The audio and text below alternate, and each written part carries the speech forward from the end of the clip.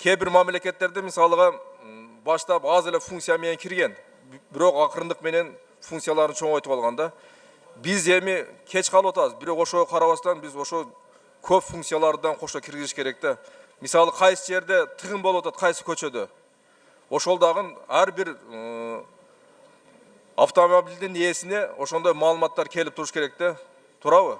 Ал сөзсүз түрдө болот. Жана мен айткандай, азыркы 6 түрдөгү эреженин бузулушун аныктоо менен бирге, анан жанагы роликте көрдүңүздөр го.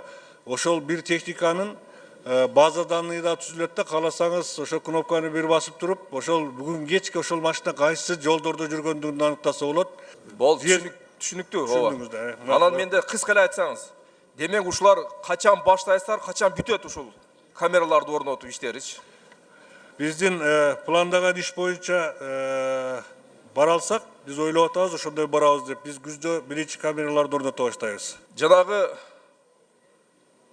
4 камера бүгүнкү күндө иштеп атат дедиңер, бирок ошо штрафтар төлөнө башталдыбы же баштала элекпи? Жок, ал тест түрүндө иштеп атат. Биз өзүбүзгө статистиканы алуу боюнча, эсебин чыгаруу боюнча.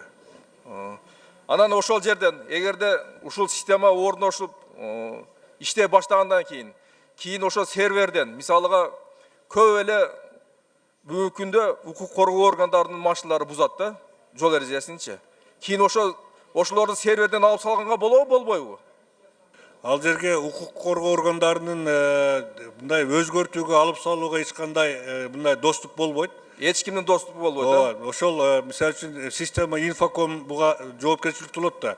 Ошонун гана определенный кызматкерлеринин гана мүмкүнчүлүгү болот. Туура ушул жагга дагы жакшы көзөмөл кылып эч кимге укук бербеш керек. Себеби дегенде билебиз да, эгерде укук эле берилген болсо, анда кайра эле дагы ошол бузуулар боло берет, өчүрүп салса болот экен деген. Бул жол эрежеси бардыгына, бул мыйзам бардыгына бирдей болуш керек.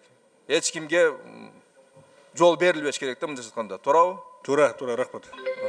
Ошондуктан ишиңиздерге ийгилик. Мен ойлоймун, муну тездетип, тез аранын ичинде бул иш-чараларды иш жүзүнө ашырышыбыз керек да. Чоң рахмат.